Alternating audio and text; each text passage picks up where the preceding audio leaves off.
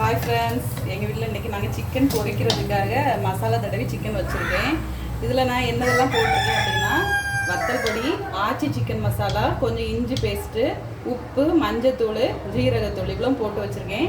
இதை இப்போ நல்லா பெரட்டி ஒரு 10 நிமிஷம் நான் அப்படியே வச்சுட்டேன். இனி நம்ம இப்போ எண்ணெய் வந்து இதில் அடுப்பில் காய வச்சுருக்கேன். அது கொஞ்சம் சூடானோடனே நம்ம ஒன்று ஒன்றா எடுத்து போட்டுடலாம். பாருங்கள் ஃப்ரெண்ட்ஸ், எண்ணெய் சூடாயிடுச்சு. நம்ம இப்போ சிக்கன் எடுத்து போட்டுடலாம். ஒரு 10 நிமிஷம் ஊற வச்சுட்டு அதில் வந்து உப்பு, காரம் அதெல்லாம் வந்து கரெக்டாக இருக்கான்னு பார்த்துட்டு, ரெண்டாவது தேவைன்னா கொஞ்சம் போட்டு உப்பு காரமும் தேவைக்கு போட்டுட்டு, ரெண்டாவது ஒரு பெரட்டிட்டு நம்ம பொரிக்கிறதுக்கு ஆரம்பிக்கணும்.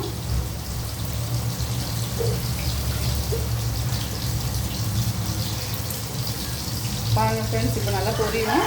இப்போ நம்ம சிம்மில் இருந்து அடுப்பு கொஞ்சம் கூட்டி வச்சுருக்கோம்.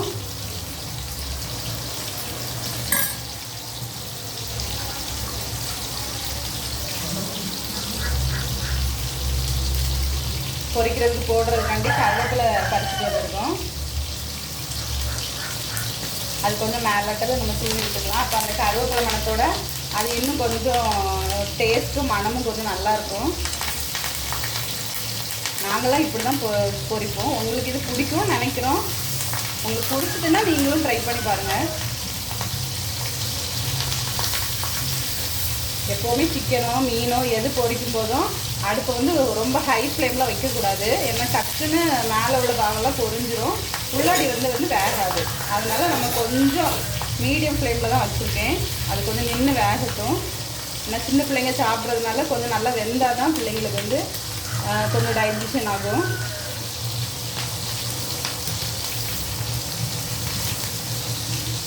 எல்லார் வீட்லேயுமே சின்ன பிள்ளைங்க இருப்பாங்க. அதனால எல்லா மசாலாவும் வீட்டில் அரைச்சி பார்த்து நல்லா செஞ்சு கொடுங்க. இப்போ அதை பொரிஞ்சிட்ருக்கு.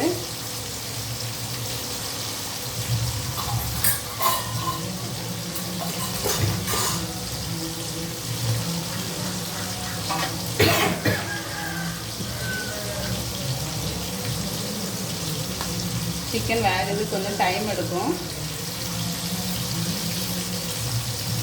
நம்ம அப்பப்போ பெரட்டி விட்டுக்கலாம். அப்போ தான் எல்லா பக்கமும் ஈவனாக வேகும்.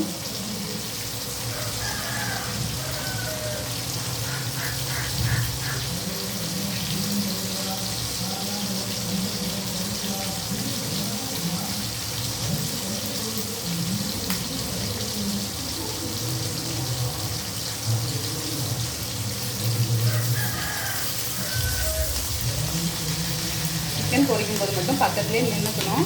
ஆனால் கொஞ்சம் விலகி நின்றுக்கோங்க. மேலெல்லாம் தெரிச்சிருந்துச்சுன்னா இதாகும். அப்பப்போ பெரட்டி விட்டுக்கோங்க. ஒரே சைடு நல்லா கறிய வேண்டாம்.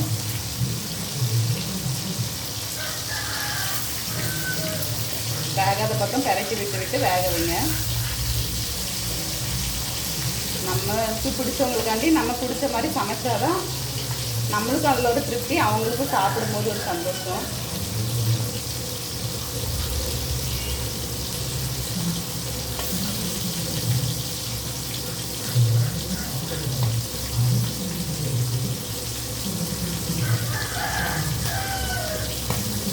பாருங்கள் ஃப்ரெண்ட்ஸ், சிக்கன் வேக ஆரம்பிச்சிச்சு. நம்ம இன்னும் 2 வாட்டி பெரட்டி விட்டால் போதும். சிலவங்க மொத்தமே ஒரு 2 வாட்டி தான் பெரட்டி விடுவாங்க. அப்படின்னா அது வந்து உள்ளே வந்து நல்லா வேகாது, ஒரு மேலே மட்டும் நல்லா கரைஞ்சிரும். அதனால் சின்ன பிள்ளைங்க சாப்பிட்றதுனால நம்ம கொஞ்சம் ஒரு 4-5 வாட்டி பெரட்டி விட்டுருணும்.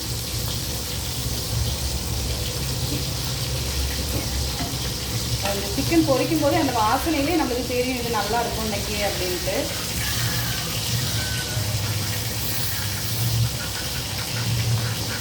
நாங்கள் சிக்கன் 65 மசாலா எதுவுமே ஆட் பண்ணுறதில்ல.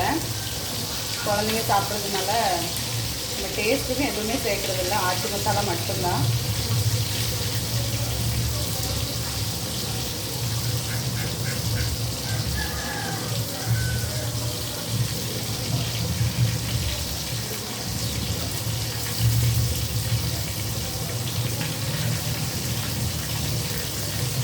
நீங்களும் உங்கள் வீட்டில் இப்படி தான் சமைப்பீங்கன்னு நினைக்கிறேன் ஃப்ரெண்ட்ஸ்.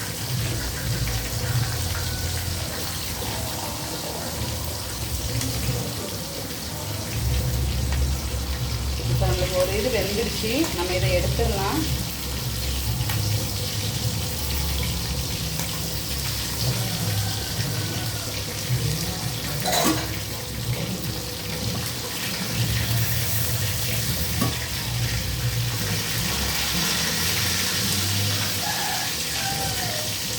எப்போவுமே நல்லா பொரிஞ்சதை ஃபஸ்ட்டு எடுத்துட்டு கொஞ்சம் பொரியலைன்னா இது எடுக்கிறதுக்குள்ள அது கொஞ்சம் வெந்துடும்.